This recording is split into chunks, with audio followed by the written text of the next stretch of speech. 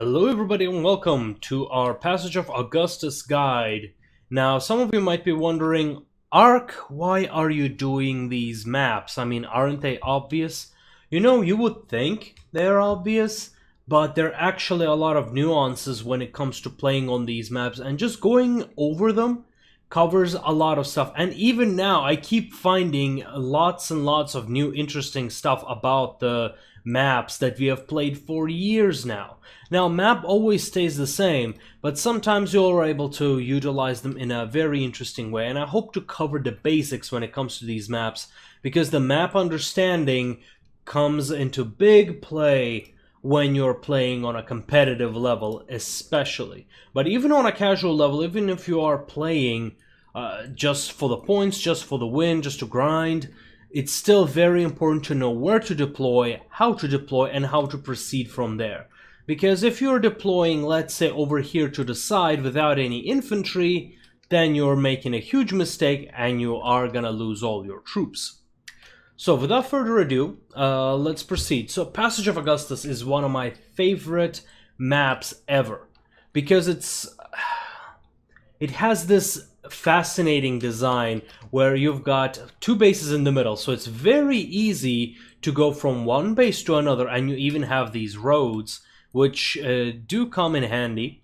But most importantly, you've got these towers that are covered by this long grass, and this long grass is, in my opinion, the most fascinating part, because this tower, the person who captures the vision tower, will be able to fire on the other team without any retaliation, which is of course a gigantic advantage. Can force the enemy to either completely abandon this flank or fight a losing battle against your troops. They can play a gambit and think, hey, we've got more infantry, let's try to surround them anyway. Next thing they know, they have lost all their infantry to your archer fire, or vice versa. There are always ways to go about it. So the left tower on this side goes directly to the enemy base. So whenever you deploy on your left side, the tower from tower, you have the shortest route to the enemy base. So this can be good, a quick cap, but more importantly, the shorter tower, the shorter route, if the enemy has overwhelming power, you can retreat back to your base and defend it. Now, if you put too much power onto the aggressive side, you will end up in a situation where you're racing for the caps, which is a very risky situation. So you might want to avoid that. So now that we have covered the sides, let's take a look at the Barbarian Hills. I like to call these the Barbarian Hills because this is where you oftentimes see the cavalry, especially the light infantry over here, where they duke it out, try to flank and hit the skirmishers or the infantry right here in the back. So let's take a look on the other side. On the other side we have the same thing. This is a fairly symmetrical map.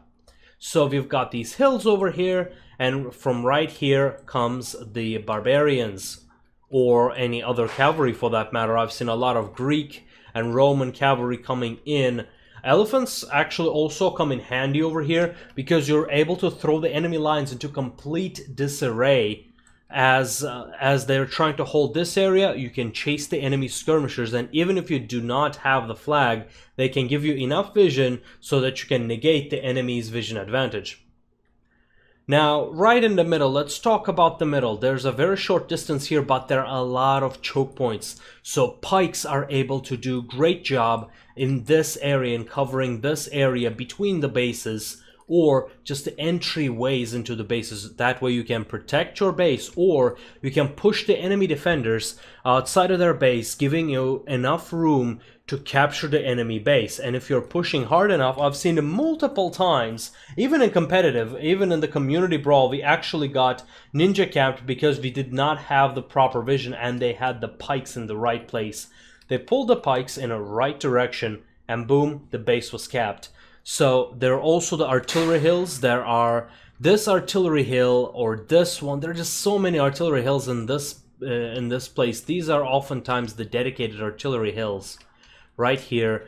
Very hard to reach, very easy to defend, but also you are able to, let's say you have lost this area, you're able to retreat over here and vice versa in this area for the other team. If they're losing the tower, they still have another strategic point where they will be able to put up a fight and still be able to protect their base. So that becomes very important. Now, this is also quite an important thing because there are, on one side, you're able to deploy 5 of your players. On the other one, you're only able to deploy 3 and 2 in the middle. So the strong side is able to push and has an advantage on capturing the tower, while on the other team, they will only have 3 players deploying. So those 3 players can either rush to capture this area, try to hold and do damage, or they can abandon it, retreat, and then defend the base. A lot of strategies. There are a lot of mind games going on in this map, so the team captains will need to make the right calls in order to be able to exploit it. So that's all I've got for the basics of the Passage of Augustus. I mean, you've got the smut areas and everything, but those are just details. As long as you keep these details in mind, you will be able to succeed on this map, and we'll see you next time.